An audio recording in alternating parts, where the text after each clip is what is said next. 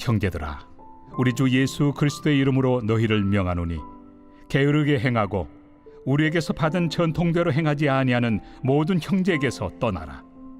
어떻게 우리를 본받아야 할지를 너희가 스스로 아나니 우리가 너희 가운데서 무질서하게 행하지 아니하며 누구에게서든지 음식을 값없이 먹지 않고 오직 수고하고 애써 주야로 일함은 너희 아무에게도 폐를 끼치지 아니하려 함이니 우리에게 권리가 없는 것이 아니요 오직 스스로 너희에게 본을 보여 우리를 본받게 하려 함이니라.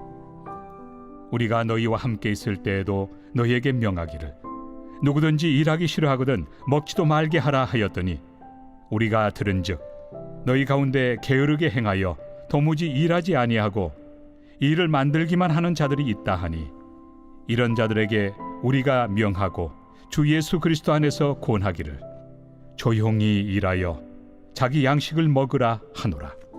형제들아, 너희는 선을 행하다가 낙심하지 말라. 누가 이 편지한 우리 말을 순종하지 아니하거든 그 사람을 지목하여 사귀지 말고 그로 하여금 부끄럽게 하라. 오늘 이 새벽은 데살로니가 후서 3장의 말씀을 가지고 게으름에도 수준이 있다라는 제목으로 하나님의 말씀을 전하려고 합니다. 오늘 본문은 게으름에 대한 이야기를 나누고 있습니다. 이 데살로니가 교회 안에 게으른 성도들이 있었던 것 같습니다. 바울은 그래서 그런 자들을 경계하라라고 얘기를 하고 있습니다. 그러면서 얘기를 하는 것이 우리도 값없이 먹지 않았다. 사도인 우리도 너희에게 본을 보이기 위해서 수고 없이는 먹지 않았다라고 얘기를 합니다. 그런데 일하지 않고 일을 만들기만 하는 자들이 있으니 그런 자들을 잘 다스리고 단속하라라고 바울은 오늘 본문을 통해 경고하고 있습니다. 이 말씀을 보면서 게으름에 대해서 생각을 해보게 됩니다. 나는 얼마만큼 게으른가, 부지런한가, 우리는 얼마만큼 게으르고 부지런한가, 혹은 우리가 속해 있는 이 공동체는 얼마나 부지런한가, 이런 점들을 생각해 보게 됩니다. 그런 것들을 생각해 보면은 사실 게으름이라는 것이 그 기준이 사람마다 다 다른 것이구나 라는 생각을 하게 됩니다. 그 게으름의 기준이라는 것이 사람마다 다르다는 것이죠. 자신은 부지런하다고 생각을 하지만은 실제로는 게으른 사람이 있을 수도 있습니다. 또는 반대로 자신은 게으르다고 생각을 하지만은 실제로 다른 사람들보다 한참 부지런한 그런 사람이 있을 수도 있는 것이죠. 그런 점에서 사실 게으름에도 그 수준이 있는 것이 아닌가라는 생각을 하게 되는 것입니다. 우리가 예전에 활약을 했던 김연아 선수를 아시지 않습니까? 피겨스케이팅의 김연아 선수가 굉장히 세계적인 무대에서 활약을 했던 적이 있습니다. 지금은 그 김연아 선수가 은퇴를 하기는 했죠. 그런데 당시에 그 김연아의 경기를 보면서 굉장히 감탄했던 그런 기억들이 있습니다. 그 경기에 문외한인 제가 보아도 굉장히 잘한다라는 느낌을 주었었거든요.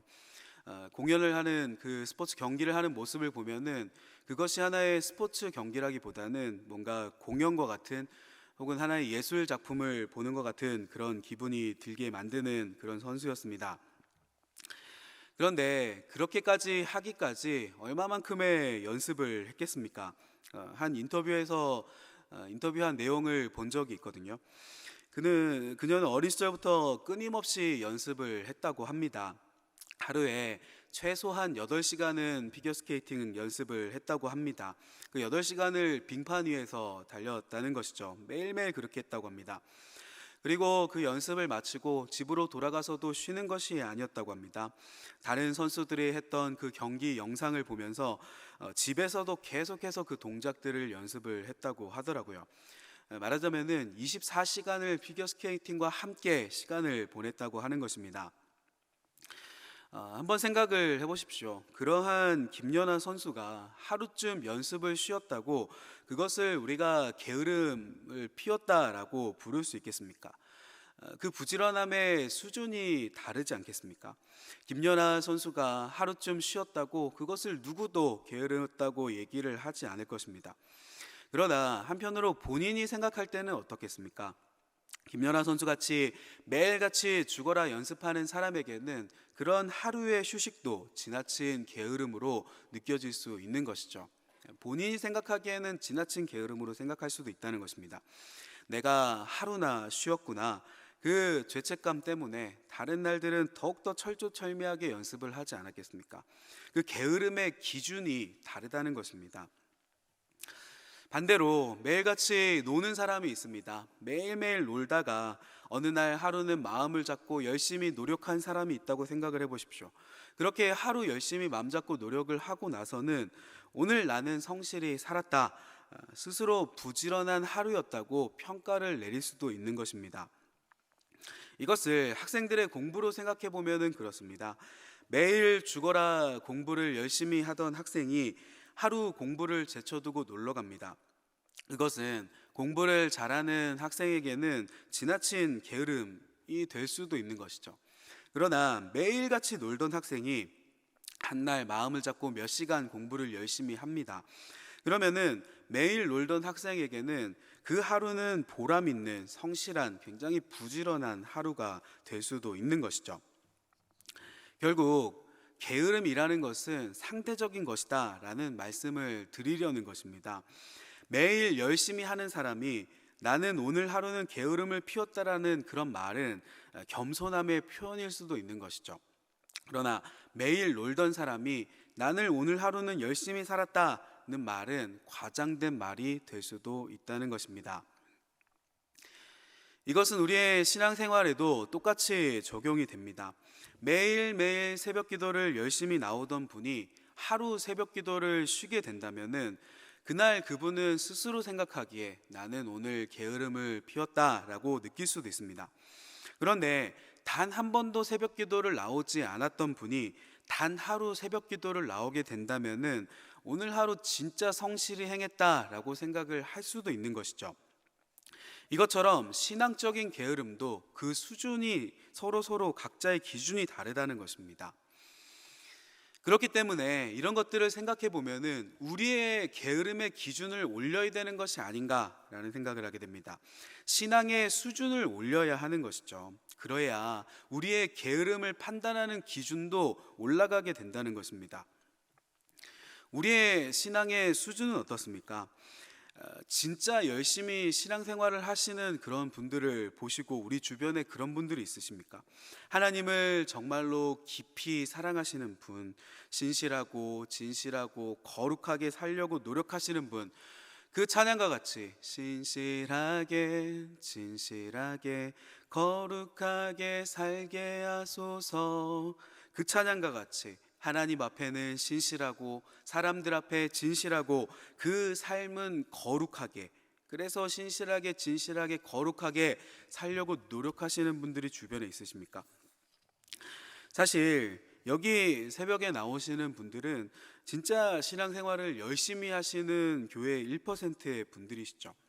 그렇게 이 새벽이라는 장소가 우리에게는 기준이 되고 보통이 될 수 있어야 한다는 것입니다. 새벽 기도의 시간이 우리에게 보통이 될 수 있어야 한다는 것이죠. 그런데 어떤 교회에서 새벽 기도를 아무도 안 나온다고 생각을 해보시기를 바랍니다. 교회에 새벽 기도에 나오는 사람들이 한 명도 없는 것이죠. 그런 교회에서는 새벽 기도를 안 나가는 것은 별로 게으른 일이 되지도 않을 것입니다. 왜냐하면은 그 누구도 새벽 기도를 나오지 않기 때문에 나도 새벽 기도를 안 나가는 것이 이상한 일이 아닐 것입니다. 새벽 기도를 안 나가는 것이 보통이 되겠죠. 어차피 다 새벽 기도를 안 나가니까. 그러나 어떤 교회에서는 전교인 모두가 새벽 기도를 나온다고 생각을 해보십시오.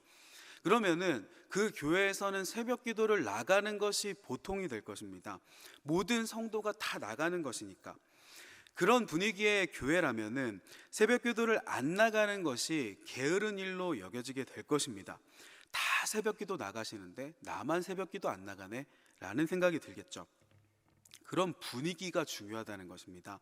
공부를 열심히 하는 반에 가면은 공부를 열심히 해야 하는 그런 분위기가 있는 것이고, 공부를 안 하는 반에 가면은 공부를 열심히 하는 친구가 이상한 분위기가 되는 것이죠. 마찬가지로 좋은 교회는 그런 교회라는 것입니다.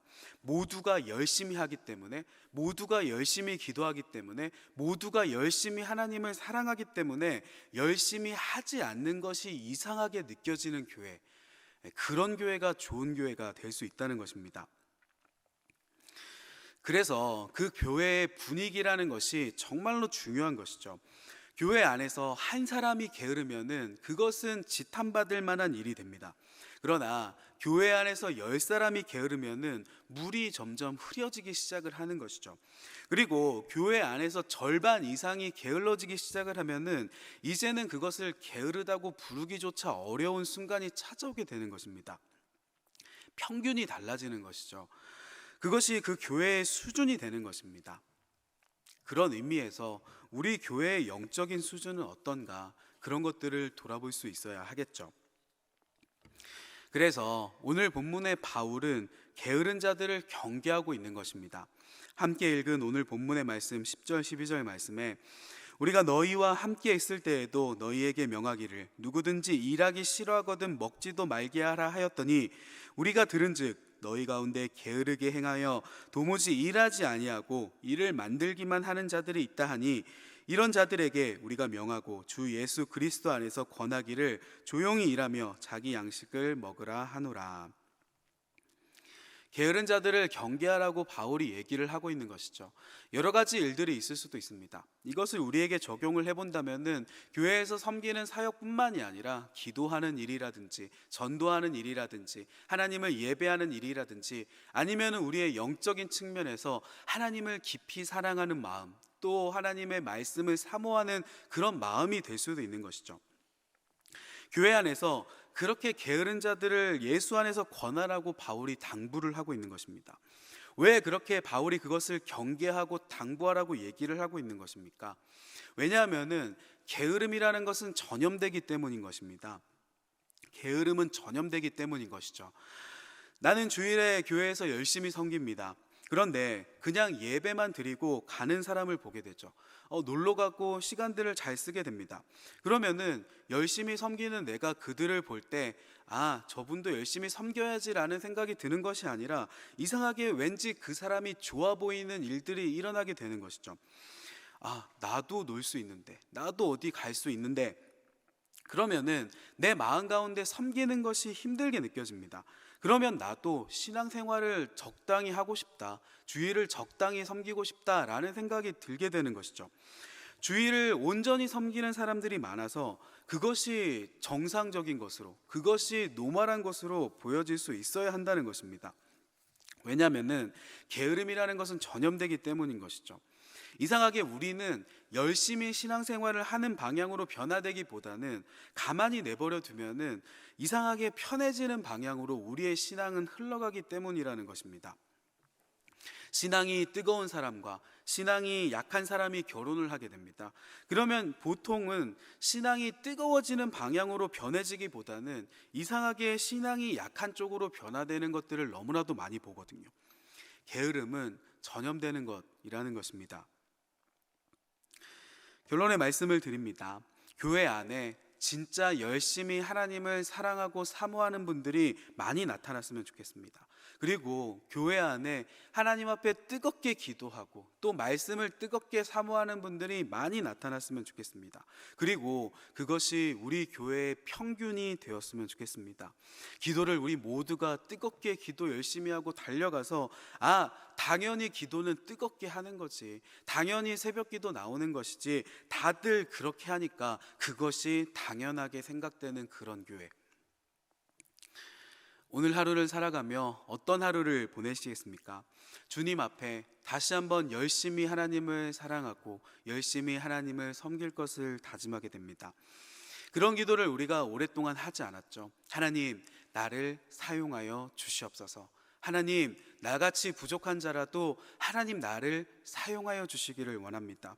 요즘 우리가 이런 기도들을 많이 안 하는 것 같다라는 생각들을 하게 됩니다. 내가 주님을 위해서 드릴 수 있는 것들이 부족하지만, 내가 섬길 수 있는 능력이 부족하지만, 그래도 하나님, 나 같은 자도 사용하여 주시옵소서.